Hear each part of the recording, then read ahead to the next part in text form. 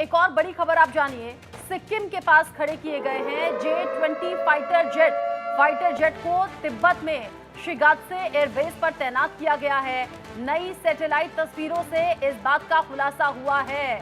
जिस तरीके से ये तैयारियां सामने आ रही हैं, सिक्किम से 150 किलोमीटर दूर फाइटर जेट तैनात किए गए हैं। ये बड़ी तैयारी को दिखाता है। फाइटर जेट को तिब्बत में शिगात्से एयरबेस पर तैनात किया गया।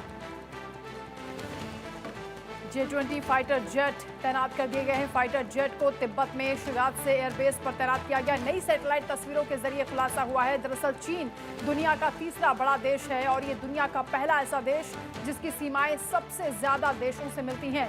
इन सभी देशों के साथ इसका किसी न किसी तरह का जो सीमा विवाद है वो चल रहा है। भारत भी इससे अछूता नहीं है। चीन और भारत के बीच पूर्वी लद्दाख, सिक्किम और अरुणाचल में सीमा विवाद है।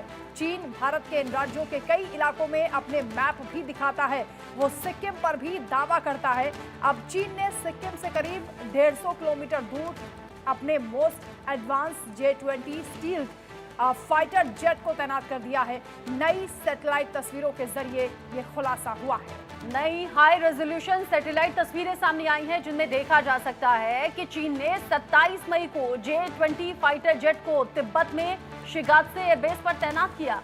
चीन का ये एयरबेस सिक्किम के पास है, जहां से कुछ ही दूरी पर पश्चिम बंगाल में भारत ने 16 राफेल फाइटर जेट को तैनात कर रखा है। इनका काम है पूर्वी भारत के ऊपर हिमालयी सीमा की रक्षा करना।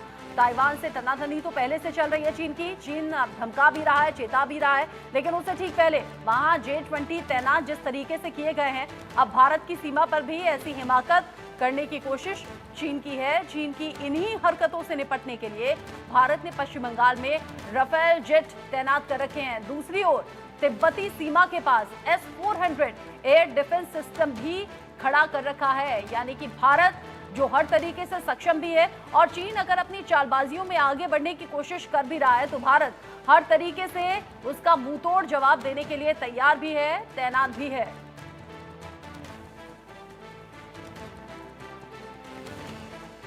वहीं इजराइल और गाजा को लेकर भी एक बड़ी जानकारी मिल रही है। इस युद्ध को भी